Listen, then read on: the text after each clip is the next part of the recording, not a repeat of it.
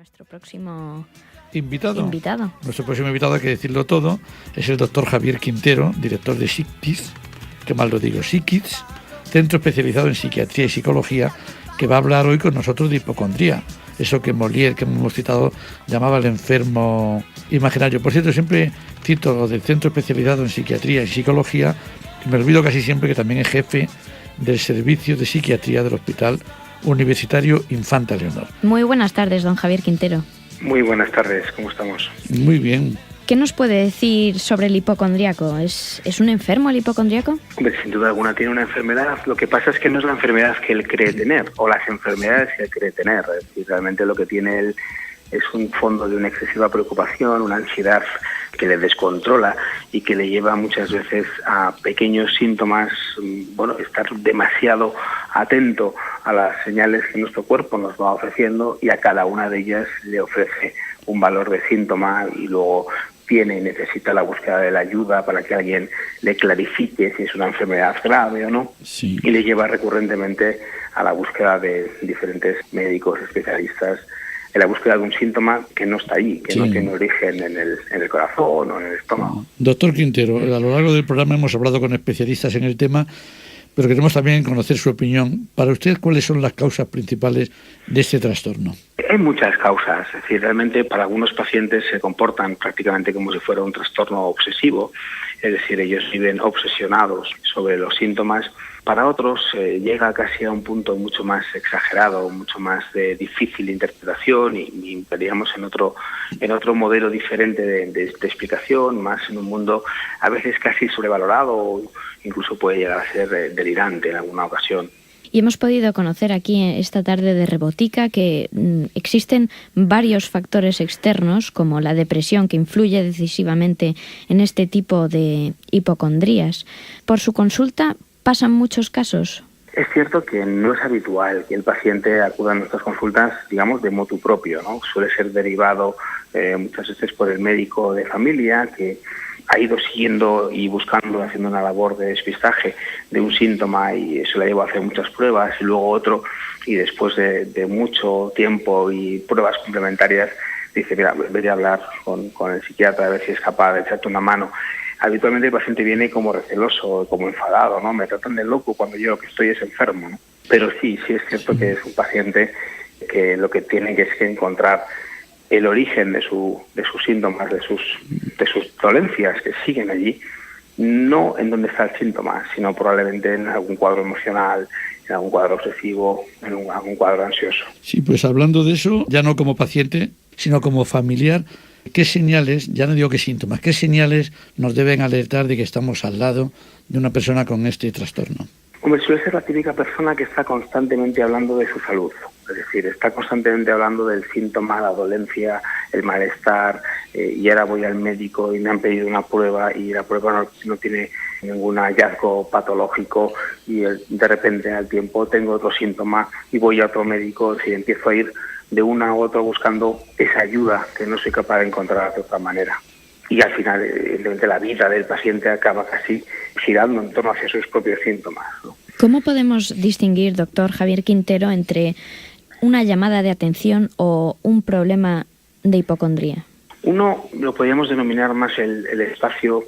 La llamada de atención es distinto. Es decir, estamos hablando del paciente que reclama la atención hacia un síntoma inexistente. Entiendo que eso es diferente, ¿no? Es decir, es una situación donde el paciente nos está contando que le ocurre algo que en realidad no le ocurre.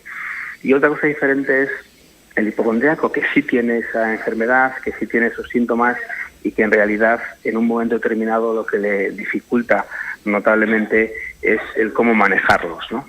Sí, usted está especializado fundamentalmente en psiquiatría y psicología, por lo menos en el centro SICKIDS, que se centra en la atención del niño y del adolescente. Ahora llega la pregunta, hemos hablado antes de niños. ¿Existen muchos casos de hipocondría entre adolescentes? Entre adolescentes hay hipocondríacos, claro que sí. Lo que sí es cierto es que probablemente encontremos con más frecuencia síntomas de lo que llamamos somatizaciones, es decir, lo que es el desplazamiento del síntoma emocional hacia un síntoma físico, ¿no? Es muy frecuente, por ejemplo, que los niños los lunes pues nos cuenten que les duele la cabeza o que les duele la tripa cuando tienen que ir al colegio, ¿no? Y eso de alguna manera no tiene nada que ver con la hipocondría, ¿no? tiene que ver más con, como decía, con esa somatización. Y luego, efectivamente, tenemos hipocondríacos en el más estricto y amplio sentido de la palabra, que evidentemente nos lleva muchas veces efectivamente a entrar en esa rutina de vueltas de síntomas a los cuales los diferentes especialistas no han encontrado una justificación orgánica, una explicación física para ese dolor o esa molestia que recurrentemente inhabilita al paciente. No es que el paciente no le duela, le duele. No es que el paciente no tenga el síntoma, lo tiene. El problema fundamental es el valor que le ofrece el síntoma o el valor que le ofrece al dolor, que no le permite, de alguna manera, lo que decimos, elaborarlo de manera adecuada, es decir, poner el origen del síntoma y el síntoma de una manera que lo expliquen uno y otro. Doctor, ¿cuándo se puede decir que un hipocondríaco ha superado el trastorno? Pues realmente cuando es capaz de convivir sin esa preocupación obsesiva y excesiva con los síntomas.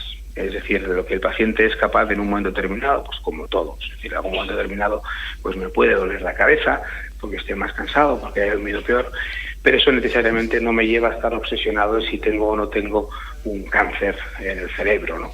O me puede molestar la tripa y a partir de ahí no generar toda una obsesividad en torno a ese pequeño síntoma, esa pequeña molestia, que normalmente no tiene ninguna importancia, pues evidentemente no le complica, no le genera esa obsesión, porque en realidad esa obsesión lo que nos lleva es un exceso de introspección. Cuando yo me enfoco de una manera excesiva sobre una molestia, sobre un síntoma, ese síntoma en realidad lo que estoy es acrecentándolo, sin darme cuenta, lo que consigo es exagerarlo de alguna manera. Un pequeño dolor de cabeza del cual estoy obsesionado sobre él acaba siendo un gran dolor de cabeza. Sí, ¿y cómo detecta un padre, una madre, la familia en general, si nuestro hijo tiene una preocupación excesiva, obsesiva por su salud?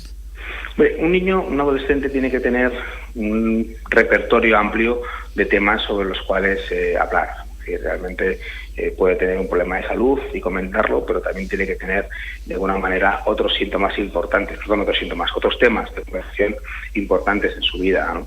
Cuando ese adolescente recurrentemente está siempre hablando de su salud y muy preocupado por su salud y me duele y no me duele y me molesta y llévame al médico y vamos al médico y vamos a hacer una prueba y de repente nos damos cuenta de que en la conversación con nuestros hijos su situación de salud ocupa demasiado tiempo, sí, es un monotema. Puede ser una señal de alarma, efectivamente. Pues muchísimas gracias, don Javier Quintero. Repito, a ver si esta vez lo digo bien, director de SICKiDS, que es un centro especializado en psiquiatría y psicología y que está centrado en la atención del niño y del adolescente.